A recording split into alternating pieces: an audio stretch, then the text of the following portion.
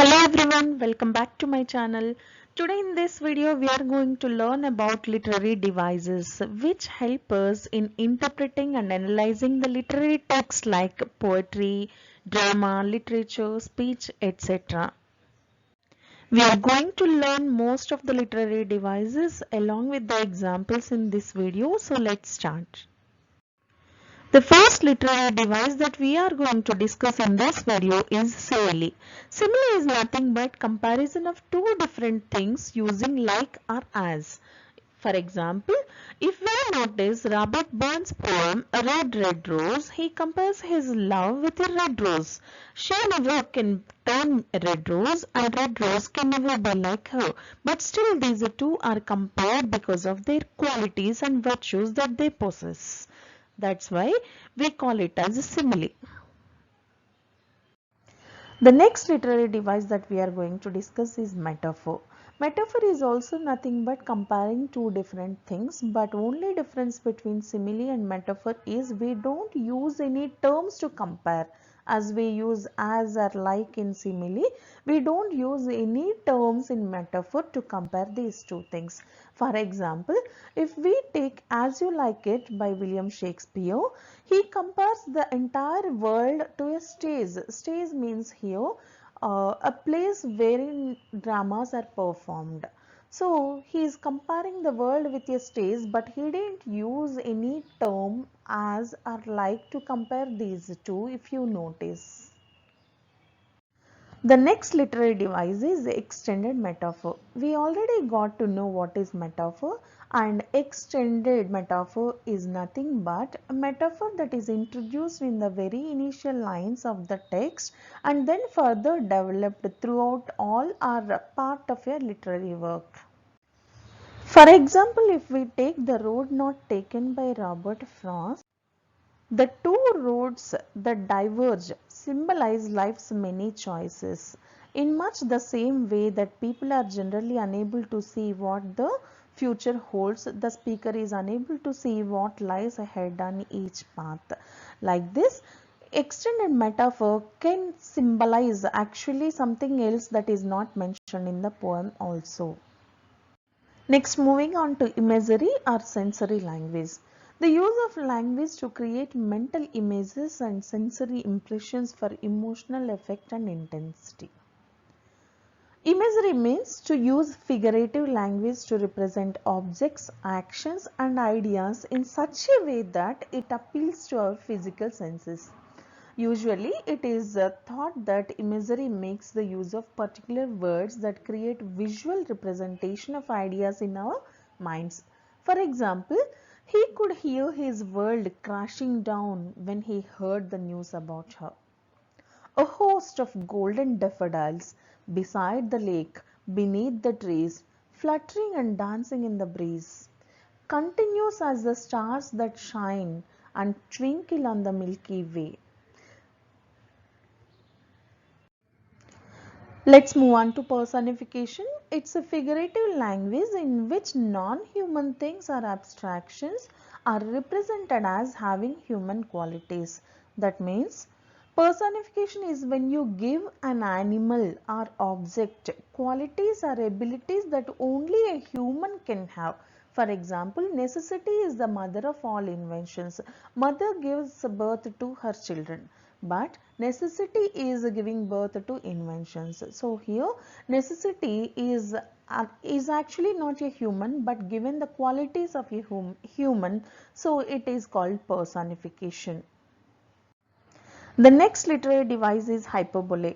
An intentional and extreme exaggeration for emphasis or effect is called hyperbole. For example, this book weighs a ton. In this example, the speaker claims that the book weighed a ton, but don't take the literal meaning of this sentence. The speaker is using hyperbole here in order to emphasize that the book feels really very heavy. That's it. Let's move on to idiom.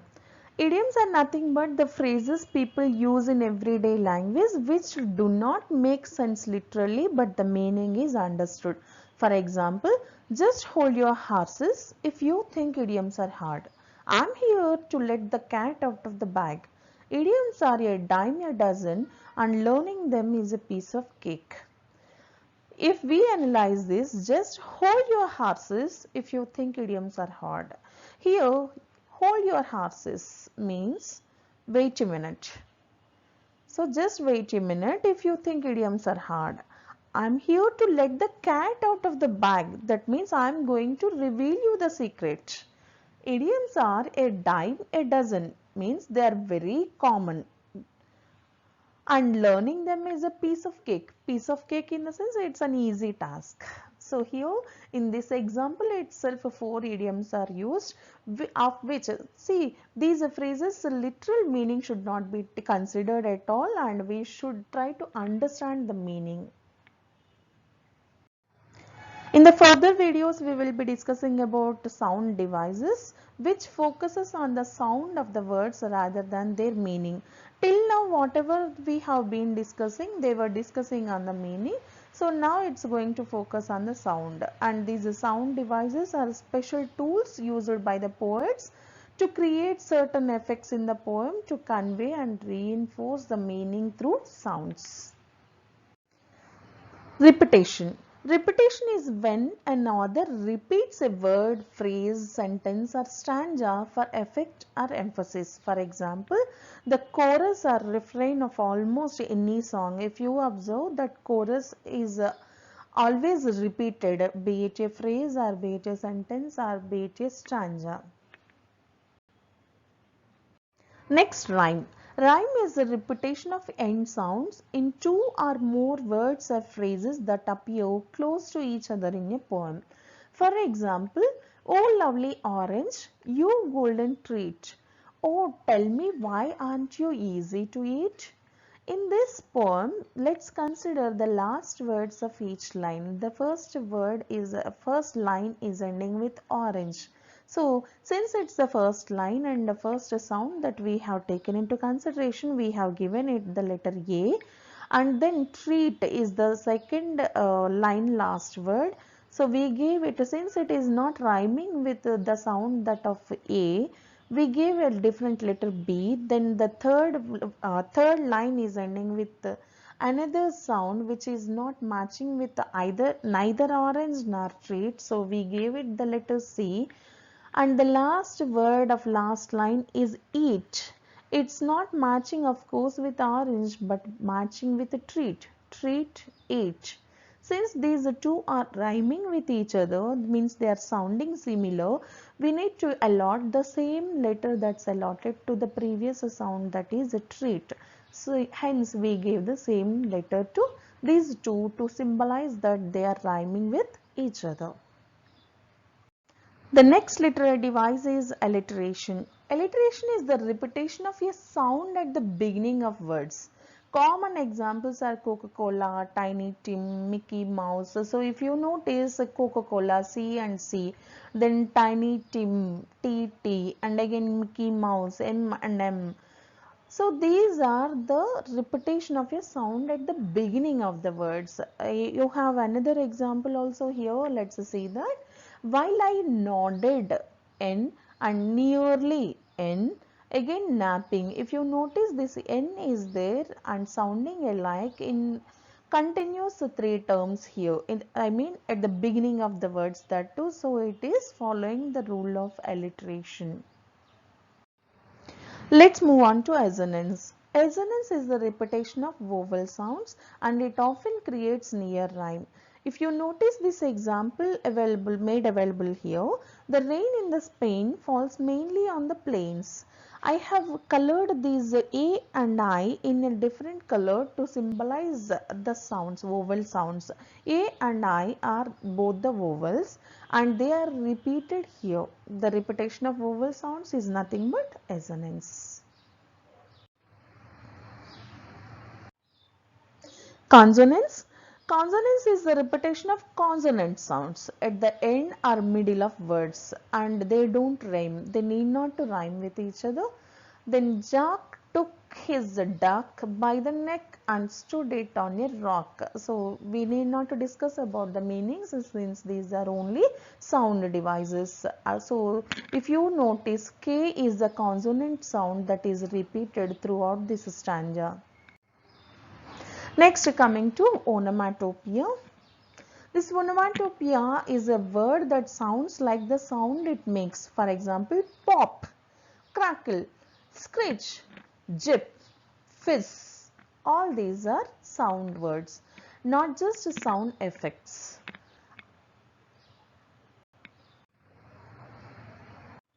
Now let's discuss about few other literary devices apart from these sound devices.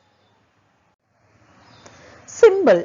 A symbol is an object, person, place or action that has a meaning in itself and that also stands for something larger than itself sometimes. For example, a dove symbolizes peace, a black crow or raven symbolizes death, a wedding ring symbolizes. Likewise, these objects are birds or animals, anything will actually stand for something else that is larger than itself. That is called symbol. And moving on to allusion. Allusion is a reference to a person, place, event or literary work that a writer expects the reader to recognize and understand. It may come from history, geography, literature, art, music or religion. For example, you were Romeo. You were throwing pebbles and my daddy said, stay away from Juliet. So here after reading these lines you see the speaker's intention is not that you are Romeo and you are born again, but here it's an allusion, it's referring a person in the history. Next, oxymoron. An oxymoron is a figure of speech in which opposites are paired for effect. For example, if you see here deafening silence, generally for deafening sounds when they are very much intensified, to express that intensity we say deafening sound, but here it is paired with the opposite word deafening silence.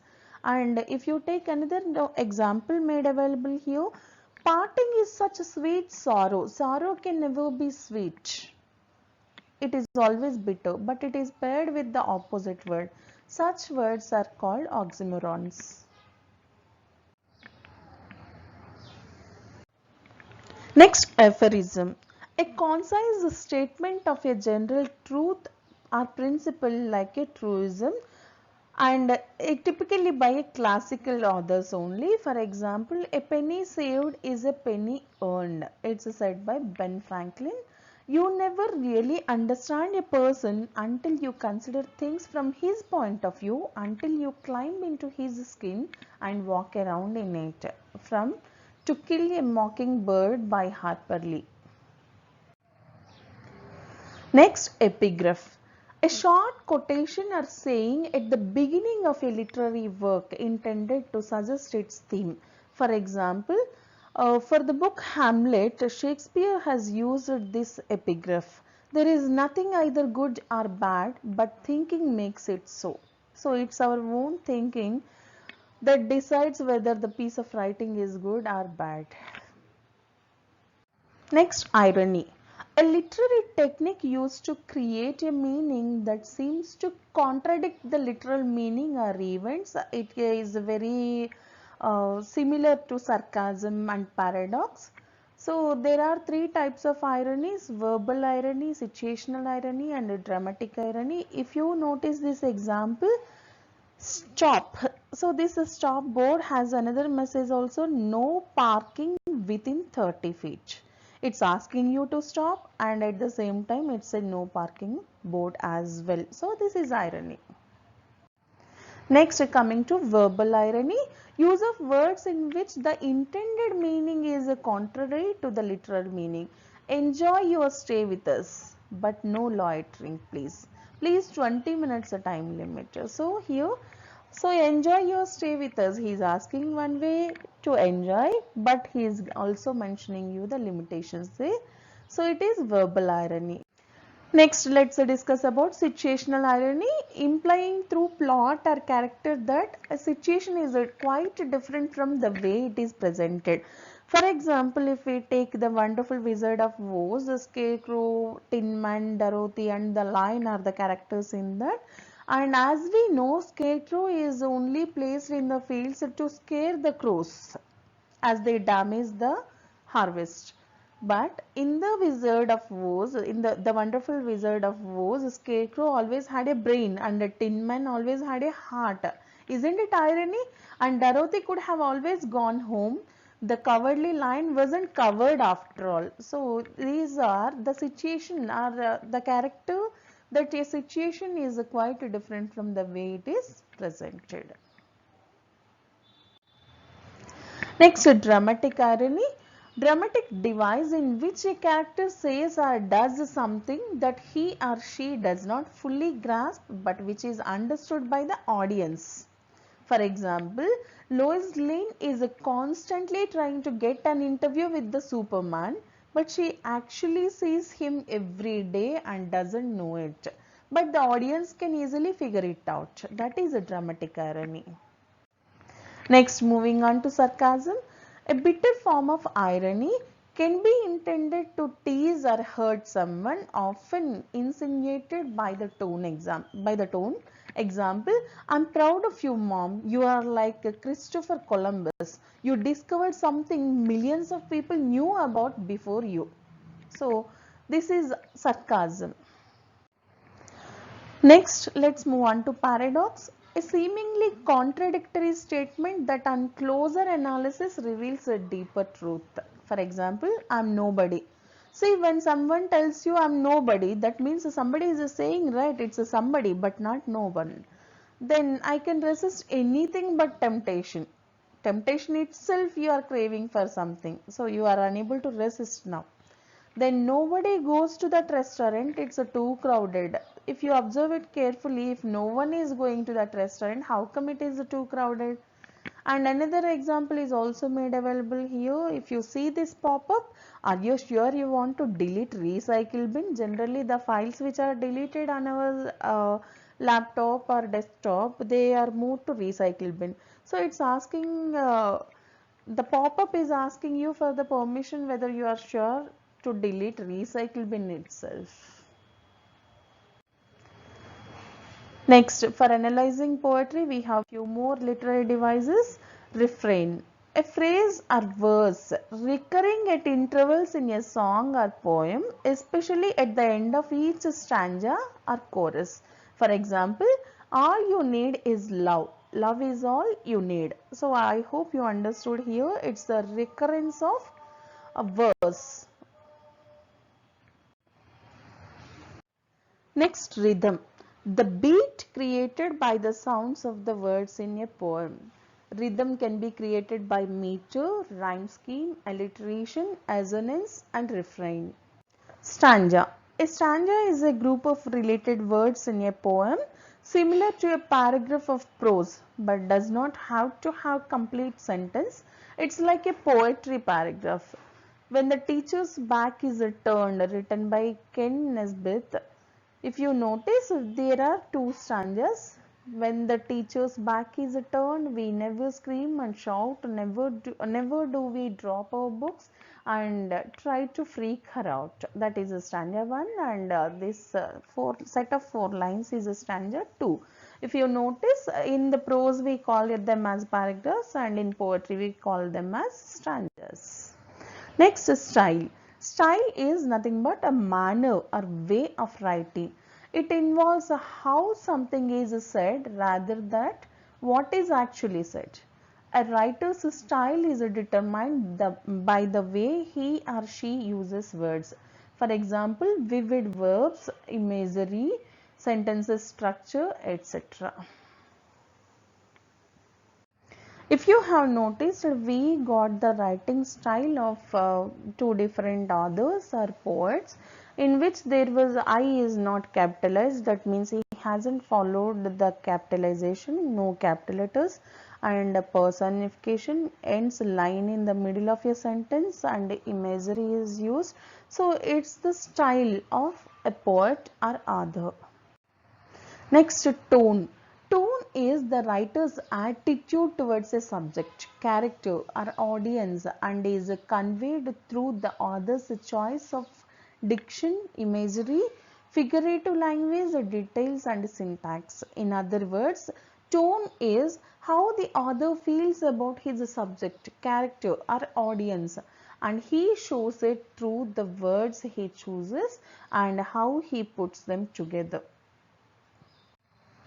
For example, see here some words that can describe tone are: is the author or is the poet happy towards his subject, or excited for his subject, or angry with his subject. So all these are the tones of the speaker. He can be nervous, sad, fearful, threatening, thoughtful, nervous, agitated, sarcastic, worried or depressed.